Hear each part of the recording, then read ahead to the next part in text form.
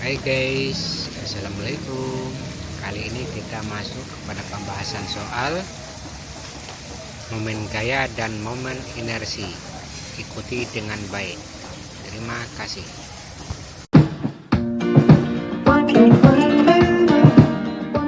Assalamualaikum warahmatullahi wabarakatuh.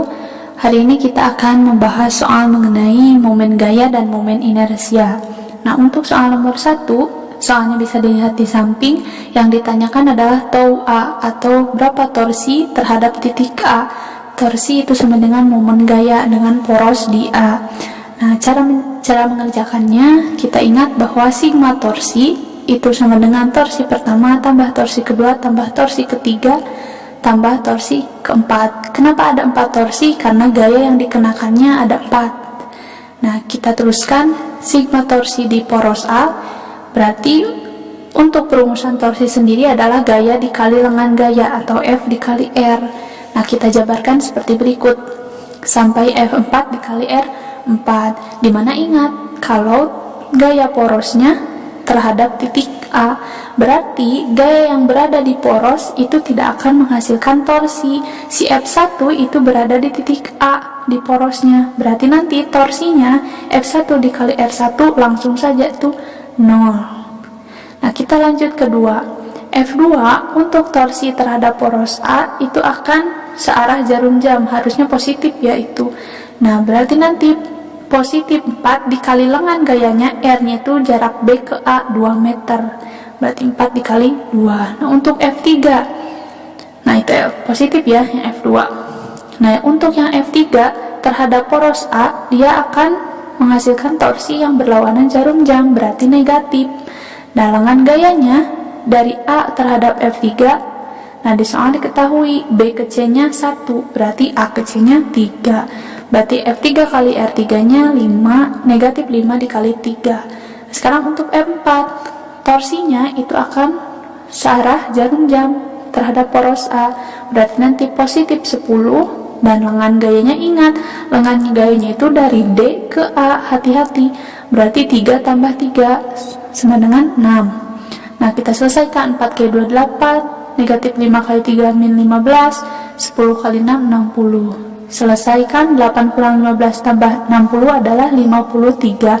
Satuan momen gaya atau torsi adalah Newton meter. Soal nomor kedua. Soal ini mengenai materi momen inersia.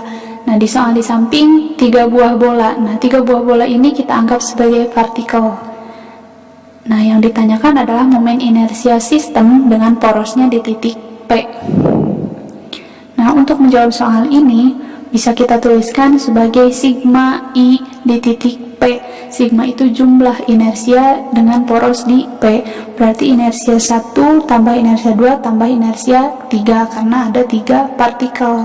Nah, kita beri tanda saja yang 1, kedua, dan ketiga. Nanti kita jabarkan sigma IP sama dengan momen inersia sendiri, yaitu massa dikali jarak dikuadratkan. Nah, kita jabarkan seperti berikut.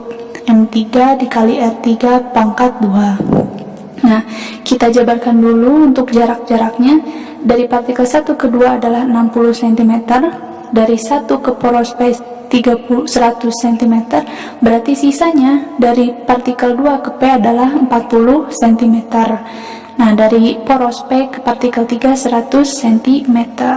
Kita tinggal masukkan angka-angkanya. Massa 1 adalah 0,5, satuannya sudah kilogram ya.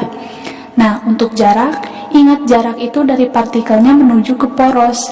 Berarti jarak 1 ke poros adalah 100 cm. Kita ubah ke meter, dikali 10 pangkat negatif 2. Jangan lupa dikuadratkan. Nah, ditambah partikel kedua 1, jaraknya berarti dari 2 ke poros, yaitu yang 40 cm, ubah ke meter, kalikan 10 pangkat negatif 2. Jangan lupa jaraknya dikuadrat. Nah, untuk yang partikel 3 juga sama. Masanya 0,8, jaraknya 100 kali 10 pangkat negatif 2 kuadrat. Kita selesaikan perkaliannya. Berarti 0,5. Nah, 100 kali 10 pangkat negatif 2 dikuadratkan itu sama dengan 1. 1 kali 0,5, 0,5. Nah, ditambah 40 kali 10 pangkat min 2 dikuadratkan, hasilnya jadi 1600 kali 10 pangkat negatif 4. Nah, yang bawah sisanya tinggal 0,8. Selesaikan, berarti 0,5 ditambah 0,16 ditambah 0,8. Kita tambahkan desimal, hasilnya menjadi 1,46. Satuan momen inersia kilogram meter persegi. Jawabannya yang A. Soal nomor ketiga. Ini masih materi berkaitan dengan momen inersia, di mana di soal diketahui momen inersia batang tipis adalah 1/12 ml kuadrat untuk poros di tengah-tengah. Nah, yang ditanyakan berapa momen inersianya bila porosnya dipindahkan ke titik S. Nah, berarti kita pakai teorema sumbu sejajar pada momen inersia, yaitu I sama dengan I pusat massa ditambah M dikali D. I pusat massanya yang tadi ketika porosnya di tengah 1/12 ml kuadrat. M-nya massa batangnya tetap M, D-nya itu jarak dari sumbu putar yang baru ke sumbu putar yang lama, yaitu 1/4. Berarti nanti sisanya 1/12 ml kuadrat, 1/4 L-nya dikuadratkan jadi 1/16 ml kuadrat. Tambahkan, kita samakan penyebutnya. Jadi 192 saja. Berarti pembilangnya jadi 16 ml kuadrat ditambah 12 ml kuadrat. Berarti inersianya menjadi 28/192 ml kuadrat. Kita sederhanakan bagi 4. 28 bagi 4, 7, 192 bagi 4, 48 ml kuadrat. Jawabannya yang D. Masuk ke soal nomor 4. Soal ini berkaitan dengan momen gaya atau torsi. Nah, sekarang gimana kalau gaya-gayanya itu membentuk sudut? Yang ditanyakan momen gaya total untuk porosnya di titik A. Berarti kita jabarkan sigma tau A untuk poros di A sama dengan torsi 1 tambah torsi 2 tambah torsi 3 tambah torsi 4, karena ada 4 gaya. Nah, torsi sendiri ingat, torsi itu F dikali R, gaya dikali lengan gaya. Karena gayanya membentuk sudut, kita harus jabarkan dulu. Untuk yang F1 kan miringnya ke atas kanan, berarti proyeksinya ada yang ke atas sama yang ke kanan.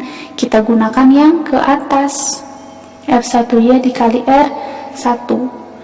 Karena ingat, gaya dengan lengan gayanya harus tegak lurus. Nah, untuk yang F2 sudah tegak lurus ya dengan lengan gayanya, berarti tidak usah diproyeksikan. Untuk yang F3 kita proyeksikan ke atas dan ke samping kanan. Yang dipakai tentu saja yang ke atas, F3Y, karena harus tegak lurus lengan gaya. Untuk yang F4 proyeksinya ada ke atas sama ke kiri. Yang dipakai yang mana? Yang ke atas, karena harus tegak lurus lengan gaya.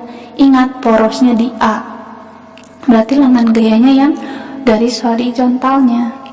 Nah, untuk yang F1Y, karena dia tepat berada di poros, otomatis torsinya langsung 0. Untuk yang F2, besar gayanya 60, R-nya yang mana? Dari poros A ke F2, panjangnya 2 meter. Torsinya positif apa negatif? Positif, karena searah jarum jam. Nah, untuk yang F3, F3Y sama dengan F3 sin sudutnya 37 derajat dikali R3.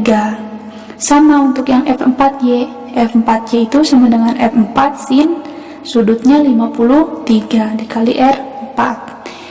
Kita selesaikan, sigma torsi A 60 kali 2 120 ditambah F3-nya. Torsinya positif atau negatif? Karena berlawanan jarum jam berarti negatif. F3-nya 80, sin 37 0,6. Nah, lengan gayanya R3-nya dari F3 ke poros A itu 2 meter. Lanjut ke yang F4.